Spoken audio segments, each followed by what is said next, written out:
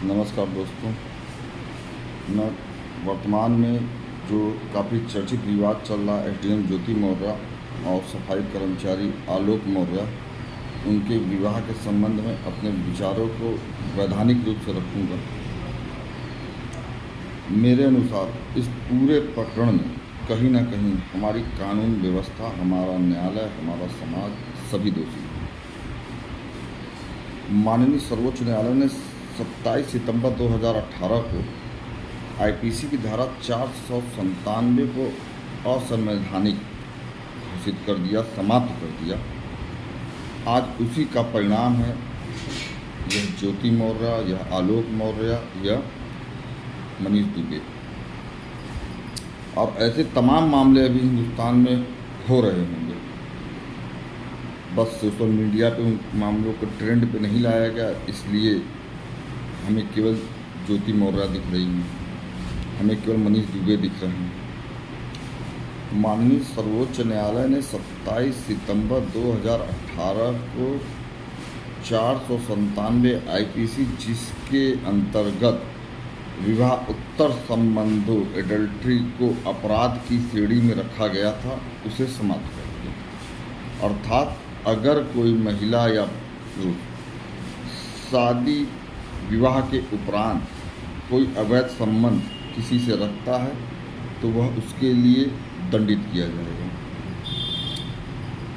इस धारा को माननीय सर्वोच्च न्यायालय द्वारा समाप्त करना ही इस प्रकार के मामले को बढ़ावा देने जैसा ही मेरी अपनी राय है, व्यक्तिगत राय। अगर ये धारा समाप्त नहीं हुई होती तो आज कहीं ना कहीं इस पर लीगल एक्शन भी हो सकता था, लिया जा सकता था। लेकिन आज इस धारा के समाप्त होने के बाद कोई लीगल एक्शन नहीं बचता है। उनकी स्वेच्छा है, कंसल्ट है, किसी के साथ भी संबंध बना लो। हाँ, पति को जरूर दुख होगा। अब उनके बिंदुवत जो मामले हैं उसकी व्याख्यान हमारी जानकारी के अनुसार ज्योति मौर्य और आलोक मौर्य का विवाह 2010 में हुआ। 2015 में ज्योति मौर्य का यूपीएससी में 16वीं रैंक पे चयन हुआ। 16वीं रैंक पाना छोटी बात नहीं है, और जो मेरी जानकारी में महिलाओं में उनकी तीसरी रैंक थी, तो यह छोटी बात नहीं है। काफ़ी लोग उम्र बिता देते हैं, यूपीएससी में उनका चयन नहीं हो पाता है, पूरी ज़िंदगी तैयारी करते रहते हैं।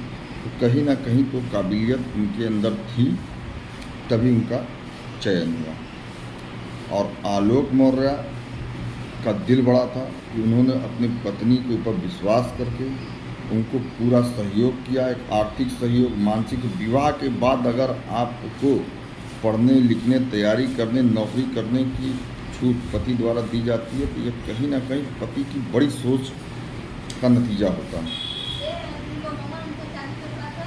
वरना आपके पास सारा टैलेंट रहकर भी घर के चूल्हा चक्कर में ही समाप्त हो जाएगा। और 2015 में ही दोनों को 2 जुड़वा बेटियां भी पैदा हो गई। ज्योति मौर्य जौनपुर, कौशाम्बी, प्रयागराज, लखनऊ जैसे बड़े शहरों में तैनात भी रही हैं। वर्तमान में बरेली के शुगर मिल में जीएम के पद पर तैनात हैं। और आलोक मौर्य पंचायती राज विभाग में 4th श्रेणी कर्मचारी हैं। अब विवाद आता है कि जो है मनीष दुबे से अवैध संबंधों का कोई मीडिया या किसी सोशल मीडिया ट्रेड पे मनीष दुबे का कोई बयान या कोई स्पष्टीकरण इस मामले में क्यों नहीं लिया जा रहा है, उसका चेहरा क्यों नहीं लाया जा रहा है सामने। अगर इस प्रकार का कृत्य हुआ है तो केवल उसके लिए ज्योति मौर्य ही दोषी नहीं, मनीष दुबे भी उतना ही दोषी है, और कहीं ना कहीं उससे ज़्यादा दोषी, क्योंकि पुरुष की सोचने समझने की क्षमता महिला से हमेशा एक सीढ़ी ऊपर रही है। मनीष दुबे का भी परिवार है, शादीशुदा है, जो मेरी जानकारी में। जो नहीं, मनीष दुबे को भी कैमरे के सामने लाया जा रहा है, जिस प्रकार से ज्योति मौर्या को कैमरे के सामने ला के ट्रेंड चलाया जा रहा है। और बयान के अनुसार 2020 में ही विवाद स्टार्ट हो गया। आज 2023 में यह मामला सोशल मीडिया पर ट्रेंड पकड़ लिया। क्यों?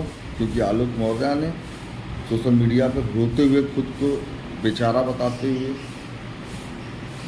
सफाई चतुर्थ श्रेणी कर्मचारी बताते हुए, अपने आप को सफाई कर्मी बताते हुए, अपनी पत्नी को एसडीएम बनाने का पूरा श्रेय अपने ऊपर थोपते हुए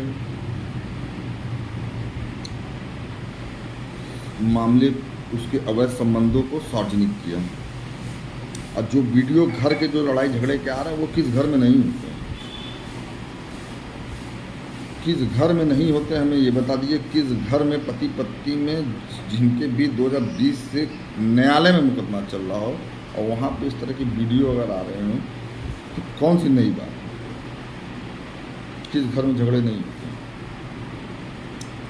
जो शादी के कार्ड की बात है कि उस पर लिखा था जिला पंचायत अधिकारी आलोक मौर्या के, तो आपकी शादी 2010 में हो गई थी, 2020 में विवाद हो रहा है, 2015 में आपको तो जुड़वा बच्चे हो रहे हैं। आप 2010 के बाद 2020 तक नहीं जान पाए कि वो जो है सफाई कर्मचारी है। यह मुमकिन ही नहीं। अब वह शादी की कार्ड की प्रमाणिकता, तमाम चीज़ें तो न्यायालय द्वारा ही देखी जाएंगी कि क्या है क्या नहीं है। परंतु अवैध संबंधों को लेकर जो सोशल मीडिया पे ज्योति मौर्या के बयान आ रहे हैं, उन बयान के अनुसार भी ज्योति मौर्या कहीं ना कहीं अवैध संबंधों की बातों को पर झेपती हुई जवाब दे रही हैं। तो कहीं ना कहीं है, तो जहाँ पति पत्नी के बीच विवाद होगा, गैप होगा, निश्चित ही तीसरा व्यक्ति सहारा देगा, सहानुभूति देगा, और सहानुभूति ही सबसे बड़ी उत्पत्ति अवैध संबंधों की होती है। जहाँ सहानुभूति होती है और वो भी तो विपरीत जेंडरों के बीच, तो निश्चित ही अवैध संबंध के बीच से अंकुरित होकर वृक्ष बनता है। लोग परिवार की बातों को बाहर शेयर करते हैं, अपने मन को हल्का करने की कोशिश करते हैं, और वो हल्का करते करते कब वह खुद गलत कर जाते हैं, उनको इसका एहसास ही नहीं होता है। इसलिए परिवार की बात को परिवार के अंदर ही रहनी चाहिए। पति पत्नी के बीच के विवाद कमरे के भीतर ही सुलझने चाहिए। और अगर बहुत हद तक मामला बिगड़ गया, जैसा ज्योति मौर्या ने कहा कि यह पहला तलाक नहीं हो रहा है, इसके पहले भी हिंदुस्तान में तलाक हुए, 6 तलाक हुए हैं, तो न्यायालय में रास्ता बना हुआ है उसके लिए। न्यायालय से दोनों लड़ रहे हैं।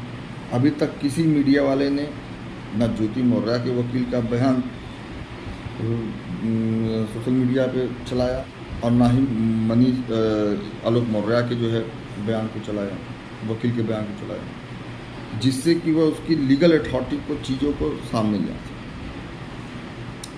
मनीष दुबे को केवल नाम के रूप में लोग जानते हैं, चेहरे के रूप। अगर अवैध संबंध था तो उसको भी वो भी उतना ही दोषी था जितनी ज्योति मौर्या थी। जितनी ज्योति मौर्या की बदनामी हुई उतनी मनीष दुबे की भी होनी चाहिए। आज जो आलोक मौर्या बेचारे बने हुए हैं, उनको जब उन्होंने लखनऊ में अपनी बीवी को मनीष दुबे के साथ होटल में देखा, उसी समय क्यों नहीं आवाज़ उठाए, क्यों वो शांत रह गए? और अगर इतना प्रेम था कि वो अपनी पत्नी की बुराई को छुपाने के लिए शांत रह सकते थे, तो 2023 में अपनी उसी पत्नी को जो है सोशल मीडिया पर नंगा करने की क्या ज़रूरत थी? क्या विवाद के बीच में सुलह नहीं होते? आपने सारे मीडिएशन के रास्ते बंद कर दिए, अब कौन सा सुलह होगा, कौन सी मीडिएशन होगी? और आप हो भी गया तो आप उनके साथ कैसे रह सकते हैं? और अगर आप रहने को तैयार हैं तो निश्चित ही उनके पद प्रभाव के कारण आप रहने को तैयार हैं। मानसिक रूप से तो कोई भी व्यक्ति जिसकी पत्नी का सोशल मीडिया पर इस प्रकार की चीज़ें आ चुकी हों, वो उसके साथ नहीं रह सकता। तो इसमें कहीं ना कहीं दोनों दोषी हैं। शायद आलोक मौर्य को यह लगा हो कि केस उनके विपक्ष में जा रहा है। हो सकता है, ये हम बता ना, ये हो सकता है, उनके वकील बता पाएंगे। केस हो सकता है उनके विपक्ष में जा रहा था। 2020 से लड़ रहे थे, 3 साल बाद वो इस ट्रेड में आए सोशल मीडिया के, तो कहीं ना कहीं उन्होंने एक चांस लिया। उद्देश्य क्या होता है क्रोध में? दो लोगों का क्रोध उद्देश्य क्या होता है? दूसरे को निस्तो नाबूद कर दो। उन्होंने सामाजिक इज्जत अपनी पत्नी की तो निस्तो नाबूद करी, अपनी मंशा में सफल हो गए। न्यायालय का निर्णय चाहे जो आए। मनीष दुबे का अगर कोई अफेयर रहा होगा तो निश्चित ही इस प्रकार से ट्रेड चलने के बाद उसने भी दूरी बना ली होगी। तो आलोक मौर्य क्या चाहेंगे? मेरी पत्नी से जिसका लगाव उसको दूर कर दो, वो भी हो गया। लेकिन अगर इनकी बात में सत्यता थी या है तो 497 आईपीसी की धारा के तहत इनको दंडित किया जा सकता था, यदि माननीय सर्वोच्च न्यायालय ने 2018 में इस धारा को असंवैधानिक घोषित नहीं किया। और अगर ज्योति मौर्य सही होती और आलोक मौर्य गलत होते तो ज्योति मौर्य भी आलोक मौर्य के खिलाफ 499 और 500 आईपीसी के तहत मुकदमा कर सकती थी। उनके मान सम्मान को ठेस पहुंचाने के लिए उनके ऊपर मानहानि का दावा कर सकती थी। तो कहीं ना कहीं पति पत्नी का विवाद जो अब समाज में आ चुका है, समाज उसका अपने अपने अनुसार विश्लेषण कर रहा है, अपने अपने अनुसार विचार व्यक्त कर रहा है। कुछ लोग अच्छा विचार दे रहे हैं, कुछ लोग बुरा विचार दे रहे हैं। तो ये ट्रेड जो चला ये कहीं ना कहीं गलत हुआ मेरे हिसाब से। तमाम लोग अपनी पत्नियों को वापस बुला रहे हैं, तमाम लोग अपनी पत्नियों को उदाहरण ज्योति मौर्य का दे रहे हैं। आलोक दुबे, मनीष दुबे भी तो एक उदाहरण है कि शादीशुदा होते हुए उसने अवैध संबंध रखे। तो चूँकि मनीष दुबे का फेस सामने नहीं है, चेहरा सामने नहीं है,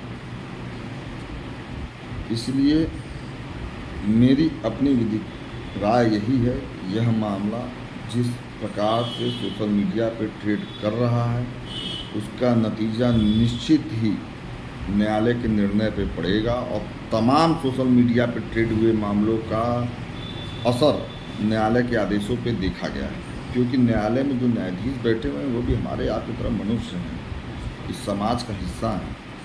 उनके ऊपर भी, उनके भी दिमाग पे, उनकी भी सोच पे सामाजिक बातों का असर पड़ता है। वह भी कोई आदेश जब करते हैं तो वह भी उस चीज़ को सोचते हैं। तो जब इस तरह की चीज़ें सोशल मीडिया पे कोई एक पाला पहले ही निर्णय कर दे कि यह गलत है, तो जज, न्यायाधीश भी, अदालतें भी आदेश करते समय कहीं ना कहीं अपनी कलम उसके विपक्ष में ही चलाने के लिए तत्पर रहेंगी। कानून को स्वतंत्र रूप से कार्य करने देना चाहिए जिससे कि सही निर्णय आ सके और दोषी को सजा और निर्दोष को बरी किया जा सके।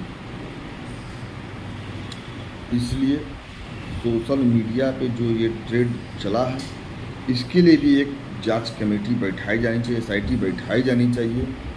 प्रदेश सरकार को अलग से इस पे जो है कराना चाहिए, न्यायालय को उस पर अलग से संज्ञान लेना चाहिए और आलोक मौर्य की कही गई बातों पर संज्ञान लेकर उसकी जांच करनी चाहिए। और अगर जांच में आलोक मौर्य द्वारा लगाए गए आरोप अगर गलत पाए जाते हैं तो उनके विरुद्ध भी कार्रवाई होनी चाहिए।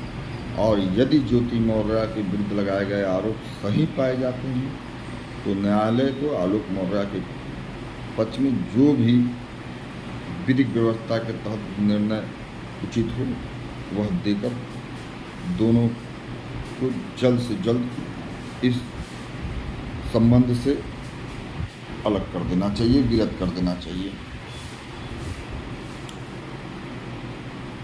मैं यह सारी बातें अपनी राय दिया हूँ, जो मुझे समझ में आया, मेरी समझ से जो मुझे लगा, मैं वो राय दिया हूँ। सही गलत का विश्लेषण मैंने अपने अनुसार किया है। इस पूरी वीडियो में मैंने ना ही किसी को ठेस पहुंचाने का प्रयास किया है और ना ही किसी के प्रति कोई प्रमाणिक बात रखी है कि नहीं वही गलत है, नहीं वही सही है। इसके लिए न्यायालय बना है, न्यायालय इसका निर्णय करेगा। पर मैंने अपना विचार ये रखा है कि कहीं न कहीं सर्वोच्च न्यायालय द्वारा अगर 497 IPC को समाप्त नहीं किया गया होता तो आज यह मामला दूसरे मोड़ पर होता।